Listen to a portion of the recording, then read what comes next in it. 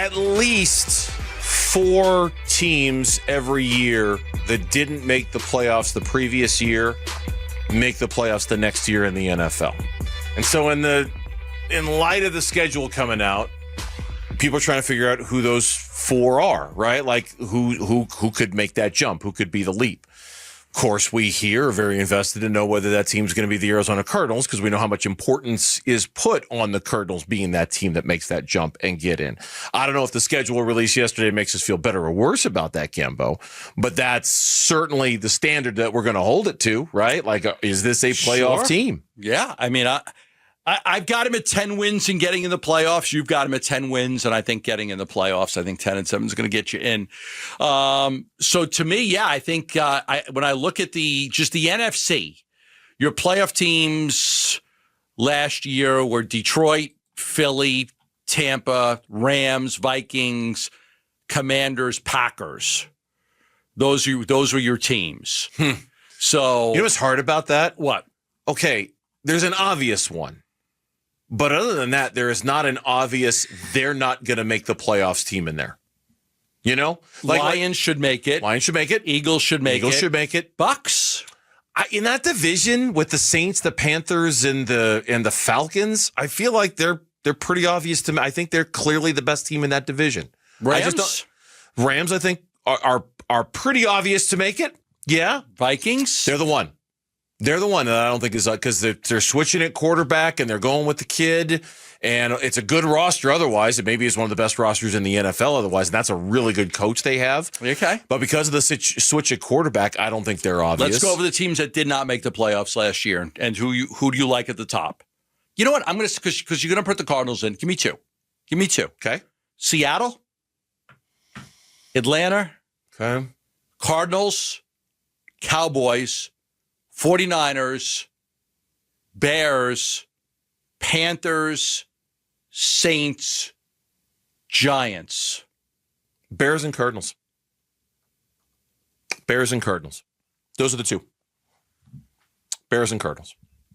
Maybe the Seahawks instead of one of those teams. You're talking about 3 in the NFC West. But those are, I think we've talked for a while about since the NFC West gets the AFC South and the NFC South, that a lot of teams could be very good in the NFC West this year. What teams would you pick? I would pick the Cardinals. Okay. Who else would you pick? Would you go? It's either the Bears or Seattle. Yeah. I mean, Seattle won 10 games. I have a hard time knowing. Darren Urban said it when he was on with us. We're all having a hard time knowing what Seattle is right now. Yes. We're all having a hard time looking at the Seahawks and saying, geez, second year of Mike McDonald, new quarterback with Sam Darnold, completely new look offense, new coordinator in Clint Kubiak. I just don't know. Yeah. Offensive line has been a mess. They did sign Josh Jones, the former Cardinal. So their offensive line has been kind of a problem for them. The Bears, the Bears do make some sense as being a team because they started off good last year and then it kind of fell apart. They addressed their offensive line in free agency. Yeah. They've got a head coach that everybody just swears he's the real deal. Like he is legit. He's the guy. He's the man. And so those two factors make me think the Bears they play in a really tough division. I mean, the Lions and the Vikings and the Packers accounting for 6 of your football games, that stuff. And the Bears have one of the toughest schedules in the NFL. Lauren was showing it to me yesterday. What, third toughest? Is that what it is? Fourth toughest. Fourth toughest in the NFL, according to win percentage against. Now, everybody who says that you don't really know until you know, schedules are, you're kind of basing schedule toughness on how good teams were last year, and that's not the most reliable indicator. I'm looking at the 7 playoff teams from the NFC. You ran through them a second ago. Yeah. Lions, Eagles, Bucks, Rams, Vikings, Commanders, Packers. Okay, so if I take 2 out, and I hate to do it, but if I have to take somebody else out besides the Vikings, I'm taking out the Packers. Is that who you're taking? Yeah, because I think, you could look this up, but I think that they weren't very good in the division last year, the Packers. I think it's one of the struggles that they had. I don't think that they were, and that division's going to eat each other alive. The division, that's what I look at. That's what I would like, okay. I think that they really struggled in the division. Was that maybe their only win was against the I think Bears? Lauren's looking it up to see what their division record was. Because that's the thing. So that's the thing. Like, they're going to play. You're right. What were they? Was there They only were one 1-5 in the division, and they beat the Bears in Chicago. Chicago beat them in Green Bay. So they went 1-5 in the division. Gambo's brain continues to amaze sometimes. Because he's a Jordan Love truther. Well, we liked the Packers last year. We remember this. They lost twice to the Lions and they lost twice to the Vikings. I remember that. Yeah. And I wasn't sure with the Bears if they beat them once or twice, but I remember the Bears beat them. They're also saying, as we're just kind of looking around the general schedule with the NFL, and we'll talk more about the Cardinals, specifically as it goes on.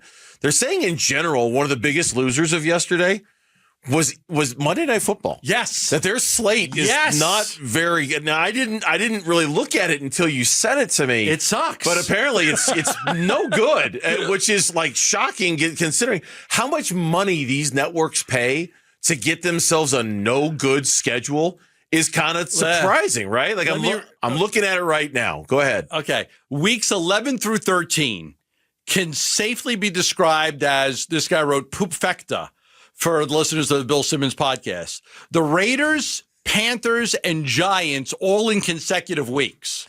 So it's from week 11 on. It's the Cowboys versus the Raiders, the Panthers versus the Niners, the Giants versus the Patriots, and then in week 14, it's the Eagles versus the Chargers. Give me some Cam Scatterboo on Monday Night Football. I'll take it. So for 3 straight weeks, Cowboys, Raiders, Panthers, Niners, Giants, Patriots. Then it says weeks 15 through 17 can be described as the battle for 7th.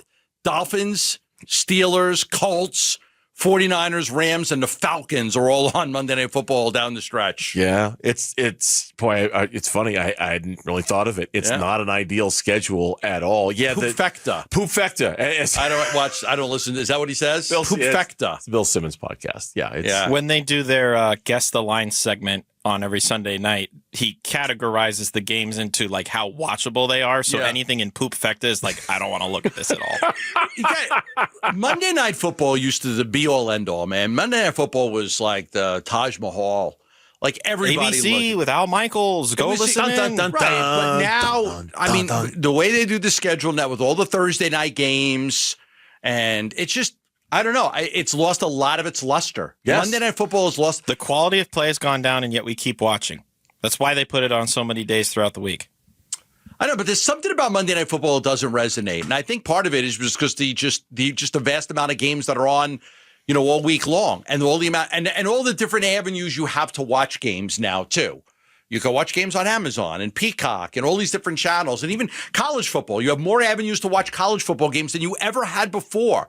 So I think by the time you get to Monday, people are a little like tapped out. That makes any sense? I think I can't speak for everybody. I know I am a little bit. By the time I get to Monday night, I'm a little bit footballed out, because it's just been a weekend filled with college games and NFL games. And while I enjoy every minute of it, it almost feels like a little break is kind of in order. But then when you come up with a schedule like this, that's just now there are some very compelling games on Monday night, but there are some that not that are going to be really tough. Like I'm looking at Chicago, Washington. That should be a really good Monday night game. The Texans, Seattle, the Commanders and the Chiefs should be a very, very good one. The Eagles and the Packers, but there's some clunkers in there too. You can't always win when it comes to that. Thanks for watching Burns and Gambo. Click to see more from the guys and hit the button in the middle to subscribe so you never miss a video from Arizona sports.